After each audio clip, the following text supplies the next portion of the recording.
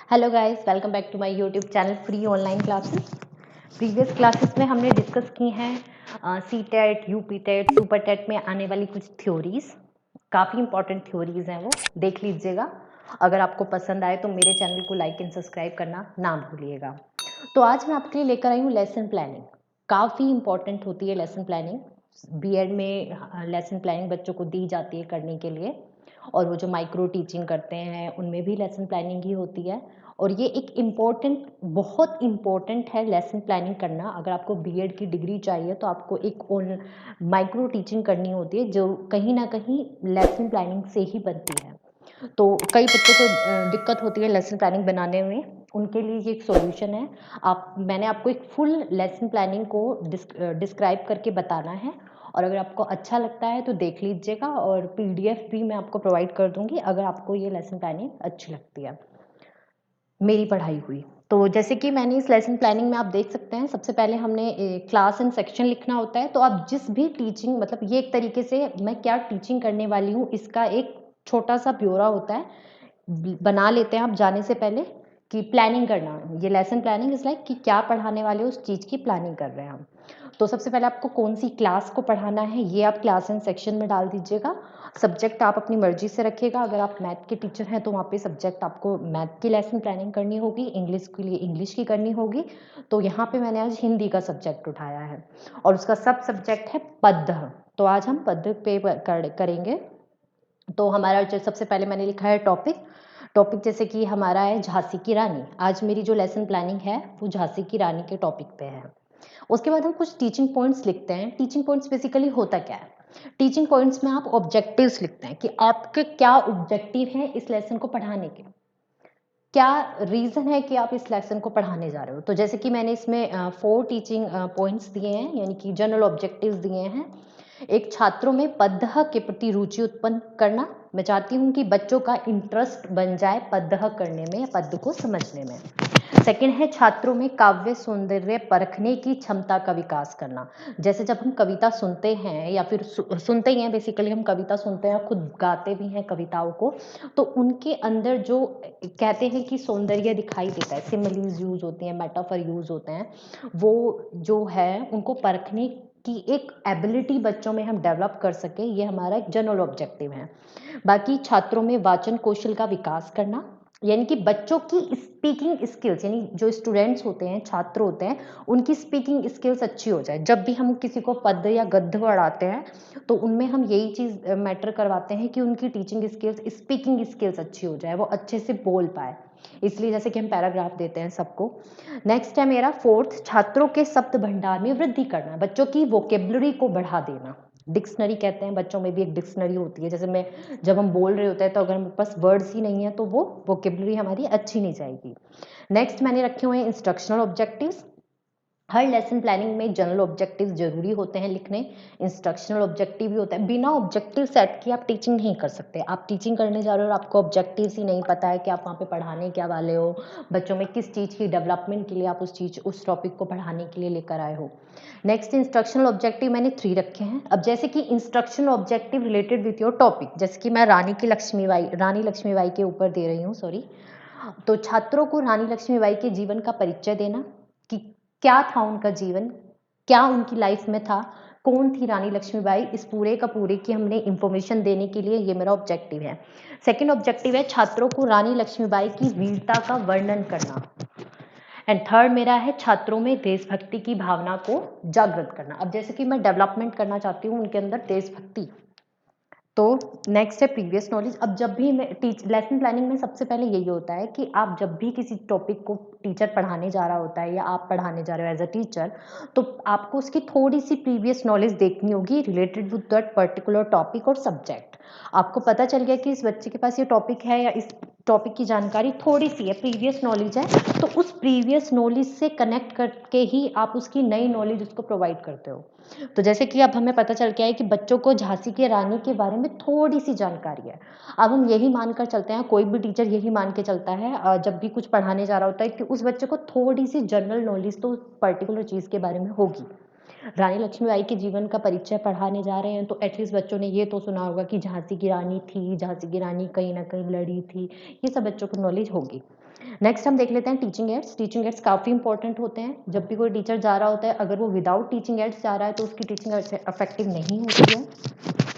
Teaching को affective बनाने के लिए टीचिंग एड्स की काफ़ी इंपॉर्टेंट होती है। तो नेक्स्ट मैंने आपको डिस्क्राइब किया है कि वो चौक लेकर जाएगा, डस्टर लेकर जाएगा, ब्लैक बोर्ड, बाकी चीज़ें भी वो ले जा सकता है, लेकिन यहाँ पे जो इम्पोर्टेंट है वो मैंने दिखा दी हैं। अब नेक्स्ट अगर हम सेकंड पेज पे देखें तो 3 बॉक्सेस मतलब 3 ब्लॉक बनाए हुए हैं। पहला है टीचिंग पॉइंट्स का, सेकंड टीचिंग ऑब्जेक्टिव्स का, कुछ specification in behavioural terms, and third is प्यूपिल teachers activities. अगर हम बात करें, प्रस्तावना दी हुई है। सबसे पहले हम उस इंट्रोडक्टरी जो भी चीज़ हम पढ़ाने जा रहे हैं उसका इंट्रोडक्शन देते हैं। सो उसके लिए उसकी प्रीवियस नॉलेज ही मेजर करी जाती है। जैसे छात्र का पूर्व ज्ञान उसके नवीन ज्ञान से जोड़ने की हम कोशिश करते हैं। तो इसने क्वेश्चन प्रस्तावना पर्सन इन्होंने 3 हमने मतलब 3 दिए हुए हैं इस लेसन प्लानिंग में। जैसे कि पहला है भारत की कुछ वीर महिलाओं के नाम बताओ। अब बच्चा कहीं ना कहीं स्टूडेंट्स जो होंगे वो उनको जितना पता है वो उस बेसिस पे अपने आंसर्स आपको दे देंगे। सेकंड क्वेश्चन, ऐसी कौन सी वीरांगना है जिसने अंग्रेजों से जंग की थी। एंड थर्ड क्वेश्चन इज रानी लक्ष्मीबाई कहाँ की रानी थी। अब बच्चों को जनरल ऑब्जेक्टिव है, इसलिए हम उनकी प्रीवियस नॉलेज को गेन कर रहे हैं ताकि उसकी न्यू नॉलेज से कनेक्ट कर सके। अब यहाँ पे जैसे कि ये हो गया हमारी प्रस्तावना। सेकंड हमने झांसी की रानी को टॉपिक स्टार्ट करते हैं, उनको बता दिया कि आज हम क्या पढ़ेंगे आज। फिर उद्देश्य कथन होता है, मतलब हम स्टेटमेंट देते हैं। स्टेटमेंट जैसे कि कोई भी टीचर होता है, अब उसको उसने प्रीवियर नॉलेज बच्चों की निकाल ली है, किसके माध्यम से, क्वेश्चंस के माध्यम से। अब हम उसको क्या बताएंगे, आज हम उनके साथ अपना चैप्टर का नए चैप्टर का परिचय कराएंगे। तो हम उद्देश्य कथन में ये बोलते हैं कि आज हम हिंदी पाठ्य पुस्तक में संकलित सुभद्रा कुमारी चौहान द्वारा रचित वीररस की कविता झांसी की रानी का अध्ययन करेंगे। नेक्स्ट है आदर्श पार्ट होता है। आदर्श पार्ट में अगर हम देखें तो छात्र श्रवण करेंगे, कौशल मतलब अब उनमें लिसनिंग स्किल्स आएंगी, जो कि अब जब भी हम व्याख्या करते हैं, एक्सप्लेन करते हैं, डेमोस्ट्रेशन करते हैं और कुछ भी करते हैं, वो हमारी अपनी पर्सपेक्टिव मतलब हमारे टीचिंग मेथड्स पर डिपेंड करता है कि हम किस वे में टीचिंग कराएंगे। तो यहाँ तो आदर्श पाठ कर दिया हुआ है। जैसे छात्र अध्यापक शुद्ध उच्चारण व उचित तयताल के साथ कविता का वचन करती है। अब ये पूरा का पूरा मैंने डिस्क्राइब किया है, जैसे कि सिंहासन हील हीरे एक ये कविता या जो भी पद्य गद्य दिया हुआ है ये डिस्क्राइब किया मैंने। फिर सस्वर पाठ, छात्र अब वाचन कौशल का विकास करेंगे। अब हमने बच्चों को बोला है कि वो खुद बोल के देखे, सस्वर पाठ करें, तो उसमें वो क्या करेंगे, उनकी स्पीकिंग स्किल्स बढ़ेगी, क्योंकि बच्चे जो हैं वो अपनी ताल के साथ उस स्वर पाठ का निर्देश देते हैं। नेक्स्ट हमारे पास आता है केंद्रीय बोध पर्सन। केंद्रीय बोध पर्सन में भी इसमें 4 क्वेश्चंस पूछे गए हैं। जैसे किसने मुकुटी तानी थी, किसने भ्रुकुटी तानी थी, भ्रुकुटी सॉरी, किसकी कीमत सबने पहचानी थी, ये क्वेश्चंस हैं। अगर मैं नेक्स्ट पेज पे देखूं तो ये उसी पेपर के नेक्स्ट पार्ट है। जैसे कि 3 ब्लॉक तो उस क्वेश्चन पेपर पे थे, ये स्टूडेंट्स की एक्टिविटी है। प्यूपिल टीचर एक्टिविटी के बाद स्टूडेंट अपनी एक्टिविटीज देता है, मतलब क्वेश्चन जैसे टीचर ने क्वेश्चन किए तो स्टूडेंट की क्या एक्टिविटी होगी वो आंसर करेगा। और एक होता है कि हमने टीचिंग एड्स और मेथड्स कौन से यूज किए हैं।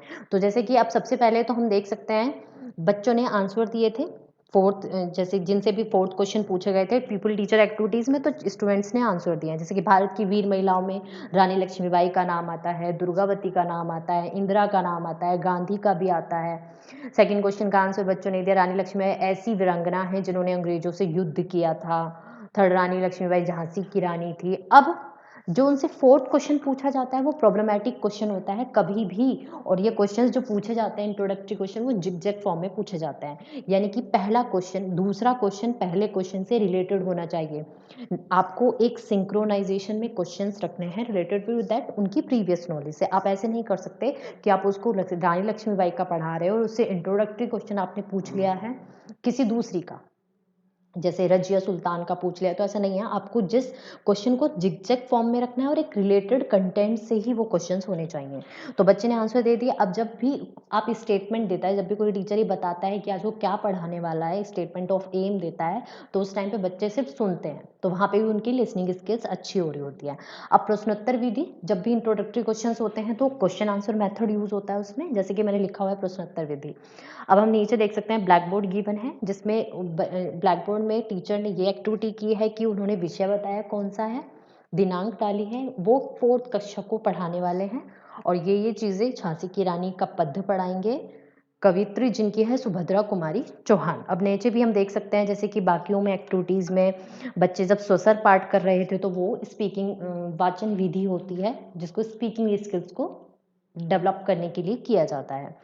फिर उन्होंने क्वेश्चन आंसर मेथड यूज़ कर लिया। अगर हम नेक्स्ट पेज पे जाएं तो कठिन शब्दार्थ, कौन कौन से कठिन शब्द इसमें दिए गए थे, फिर टीचिंग पॉइंट्स में ये बताया। अब हमें बच्चों को इस पद में से जो जो कठिन शब्द है उनको समझाना है। तो यहाँ पे टीचिंग ऑब्जेक्टिव्स क्या होंगे, छात्र नवीन नवीन शब्द का, जो नए नए शब्द इस पद में आए हैं उनको समझ सके और उनके अर्थ को समझ के अपनी वोकेबलरी को बढ़ा सके। तो कठिन शब्दार्थ जैसे अब पीपल टीचर एक्टिविटीज़ में तो यही था कि टीचर ने वो जो कठिन कठिन शब्द थे वो उनको ब्लैक बोर्ड पे लिख देगा। जैसे कि मैंने इस लेसन प्लान में गिवन किया है, भ्रुकुटी का मतलब होता है तलवार, सिंहासन का मतलब होता है राजगद्दी। ये एक टीचर ने एक्टिविटीज़ कर दिया है। फिर भाव विश्लेषण प्रश्न दिया गया है जिसमें छात्र तर्क और विश्लेषण क्षमता का विकास करते हैं। अब बच्चों की लॉजिकल और अब्स्ट्रैक्ट थिंकिंग को डेवलप करने के लिए कुछ क्वेश्चंस किए गए हैं जिसे हम डेवलपमेंटरी क्वेश्चंस भी शायद बोल सकते हैं, जिसमें भाव अनुभूति विश्लेषणात्मक प्रश्न किए गए हैं। 3 क्वेश्चंस गिवन है, मैंने इस लेसन प्लानिंग में 3 क्वेश्चंस दिए हैं जैसे कि झांसी की रानी ने किसके साथ युद्ध किया, राजसी अंग्रेजों के विरुद्ध क्यों हुए थे, सन्य की लड़ाई का जिक्र कार्य पंक्तियों में है, ये सब क्वेश्चंस है। फिर भाव वाक्य, उसके बाद हमने एक्सप्लेनेशन दी है। छात्र कविता का सरलीकरण व भाव स्पष्टीकरण करते हैं छात्र, ठीक है। जैसे प्रस्तुत काव्य पंक्तियों में अब मैंने पूरा डिस्क्राइब किया है कि भाव व्याख्या कैसे करी गई है। फिर हम बच्चों को एक्टिविटी करने के लिए देते हैं। एक्टिविटी में जो बच्चे होंगे वो क्या करेंगे, अपनी प्रीवियस नॉलेज को न्यू नॉलेज का डेवलपमेंट करेंगे। इसलिए मैंने लिखा भी है छात्र सक्रिय रूप रहकर, मतलब एक्टिव रहकर वो क्या करते हैं, न्यू नॉलेज से या न्यू नॉलेज से क्या हो जाते हैं, अवगत हो जाते हैं। सॉरी। क्रियाकलाप, छात्र अध्यापक छात्रों से सन 1857 के वीर योद्धाओं की श्यामपट्ट पर सूची बनाने के लिए कहती है। तो टीचर ने अब एक्टिविटी करवाई है। अब हर लेसन प्लानिंग में या हर टीचिंग में जब भी कोई क्लास में टीचिंग करने जाता है टीचर, तो वो ये सोच के जाता है कि एटलीस्ट वो 2 एक्टिविटीज़ तो बच्चों से कराए, क्योंकि कहा जाता है कि जब एक्टिविटीज़ होती हैं तो बच्चे ज़्यादा नॉलेज गेन कर पाते हैं या उनकी जो नॉलेज स्किल्स होती हैं वो ज़्यादा अच्छी होती है।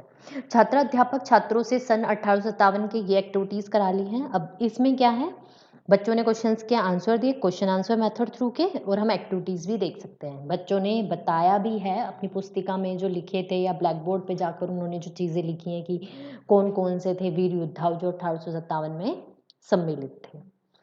नेक्स्ट अगर हम बात करें, जैसे कि गिवन है, देखिए नेक्स्ट पेज पे मैंने गिवन किया है कि क्रियाकलाप 1857 के वीर योद्धाओं के नाम है रानी लक्ष्मीबाई, नाना शाह, मंगल पांडे, तात्या टोपे।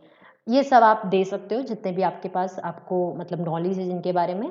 नेक्स्ट हम करते हैं समानांतर उदाहरण, जिसमें हम उदाहरण देते हैं। आदर्स पार्ट भी इसी में रिलेटेड होता है। यहाँ पे भी बच्चे क्या कर रहे होते हैं, अपनी लिसनिंग स्किल्स की डेवलपमेंट कर रहे होते हैं, क्योंकि जब भी कोई टीचर एक्सप्लेन करता है या फिर कोई डेमोन्स्ट्रेशन करता है या कोई भी मेथड यूज़ करता है ऑफ टीचिंग, लेक्चर मेथड भी यूज़ कर सकता है, वो बहुत सारे मेथड होते हैं, डेमोन्स्ट्रेशन मेथड यूज़ कर सकता है। इन मेथड में अगर वो कोई सा भी मेथड यूज़ कर रहा है तो वहाँ पे बच्चों की लिसनिंग स्किल्स और रीजनिंग मतलब देखने की स्किल्स भी अच्छी होती है, क्योंकि बच्चा देख के सुन के बोल के 4 लिसनिंग मतलब 4 स्किल्स होती हैं, listening skills, speaking skills, writing skills and reading skills. Remember that questions में आता है कि आपके पास 4 कौन से कौशल होते हैं जो भाषा को सीखने में होते हैं या फिर कोई और लैंग्वेज सीखने में भी यूज होते हैं। नेक्स्ट हमने सस्वर पार्ट किया है। जब भी आप कोई एक्सप्लेन करते हो तो बच्चों को ये बोला जाता है हिंदी में कि आप पढ़िए, ताकि आपकी लिसनिंग स्किल्स और स्पीकिंग स्किल्स डेवलप हो सके। लिसनिंग स्किल्स ऐसे क्योंकि जब कोई और बच्चा भी पढ़ेगा तो आप लिसन करोगे और आपकी नॉलेज बढ़ेगी या डेवलपमेंट होगी, आपके उस पर्टिकुलर सब्जेक्ट में आपको इन्फॉर्मेशन ज़्यादा मिलेगी। नेक्स्ट हम केंद्रीय बोध पर्सन करते हैं, जिसमें छात्र फिर से अपनी अब्स्ट्रैक्ट थिंकिंग और लॉजिकल थिंकिंग को डेवलप करते हैं। अब बाकी मैंने ये 3 क्वेश्चंस केंद्रीय बोध पर्सन के तौर पे दिखाए हैं।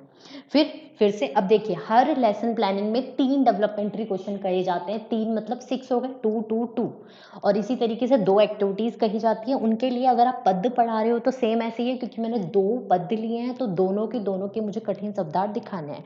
अब नेक्स्ट मैंने कठिन शब्दार्थ बताए हैं। छात्रा अध्यापक श्यामपट्ट के माध्यम से कठिन शब्दों का अर्थ लिखती है। जैसे बर्छी, नोकीला औजार, कपारी, तलवार, कपीछोंगा, ओगार आदि आदि। आप देख लीजिएगा। इस पर्टिकुलर टाइम पे बच्चे क्या करेंगे, सिर्फ लिसनिंग स्किल्स को डेवलप करेंगे, इसलिए वो सिर्फ श्रवण कर रहे हैं। छात्र क्या कर रहे हैं, श्रवण। इसलिए मैंने नेक्स्ट पेज पे जैसे स्टूडेंट एक्टिविटीज़ में छात्र श्रवण करते हैं ये बताया है, और उनकी टीचिंग मेथड्स और टीचिंग एड होगा वाचन विधि, पाठ्यपुस्तक विधि। नेक्स्ट है हमारा लास्ट, भाव विश्लेषण प्रश्न। अब बच्चों से क्वेश्चंस किए गए हैं भाव विश्लेषण प्रश्न, ये भी 3 हैं। जैसे लक्ष्मीबाई की किसकी कहानियां जुबानी याद की, और लक्ष्मीबाई ने किसकी, लक्ष्मीबाई कैसी महिला थी, लक्ष्मीबाई के खिलौने क्या क्या थे, ये पूछा गया है। और उसमें आपको एक्सप्लेनेशन दी गई है। यानी कि होता क्या है, आपसे इंट्रोडक्टरी क्वेश्चन भी साथ साथ किए जाते रहते हैं आपकी प्रीवियस नॉलेज गेन करने के लिए, और वो सिर्फ स्टार्टिंग में किए जाते हैं। फिर आपसे सिर्फ डेवलपमेंट्री क्वेश्चन किए जाते हैं, मतलब आपको एक्सप्लेन किया, फिर आपसे डेवलपमेंट्री क्वेश्चन किया, आपसे एक एक्टिविटी करा ली जिससे उनको पता चल जाए कि आपको कितना ज्ञान हुआ है। फिर नेक्स्ट सेम है, एक्टिविटी कराई है मैंने, और उसके बाद अंतः में मैंने समझात्मक मूल्यांकन पर्सन करवाए हैं, यानी कि इवैल्यूएशन क्वेश्चन, इवैल्यूएटरी क्वेश्चन किए हैं, ये जानने के लिए कि जो आज मैंने आपको पढ़ाया है उसमें से कितनी नॉलेज आपको गेन हुई या कितना आपने समझा। इसमें मैंने 3 क्वेश्चंस किए हैं। उस टाइम पे बच्चे क्या कर रहे थे, इवैल्यूएट कर रहे थे, मतलब वो अपने ज्ञान को, अपनी नॉलेज को बता रहे थे कि उनके पास कितना ज्ञान है। नेक्स्ट मैंने अनुवर्ती क्रिया करवाई है, यानी कि बच्चों को ये कहा है कि छात्रा प्राध्यापक श्यामपट्ट के माध्यम से छात्रों को सहकार्य प्रदान करती है, गृह कार्य, घर का काम मैंने आपको प्रोवाइड कर दिया। तो लास्ट का जो मेरा पेज है उसमें स्टूडेंट की एक्टिविटीज़ में स्टूडेंट्स ने क्वेश्चंस के आंसर दिए, क्वेश्चन आंसर मेथड के थ्रू। फिर टीचर ने एक्सप्लेन किया जहाँ पे बच्चे सुन रहे थे, किसके थ्रू, एक्सप्लेनेशन मेथड के थ्रू। इसमें मैंने एक एक्टिविटीज़ प्रोवाइड की है और बच्चों ने अच्छे से वो एक्टिविटीज़ की है। उसके बाद मैंने आगमन विधि से, डायरेक्शन मेथड से यूज़ किया है जिसमें बच्चे सुन रहे थे। लास्ट में मैंने जो इवैल्यूएटरी क्वेश्चन दिए थे बच्चों ने उसका गृह कार्य जो मैंने श्यामपट्ट पे या फिर ब्लैक बोर्ड पे उनको दिया वो अपनी कॉपी में नोट कर लिया और वो अब करके ले आएंगे। गाइस ये मैंने पूरे लेसन प्लान की एक्सप्लेनेशन दी है आपको अच्छे से। अगर आपको मेरा लेसन प्लान पसंद आया हो और समझ में आया हो तो आप भी इसी तरीके से लेसन प्लान बनाकर अपनी प्रैक्टिकल फाइल्स पूरी कर सकते हैं, बीएड, जेबीटी, डाइट या किसी भी पर्टिकुलर कोर्स में आप हो तो। और अगर आपको और लेसन प्लान्स चाहिए हो तो कमेंट सेक्शन में बॉक्स में हमें मैसेज ड्रॉप कर दीजिएगा। Thanks guys.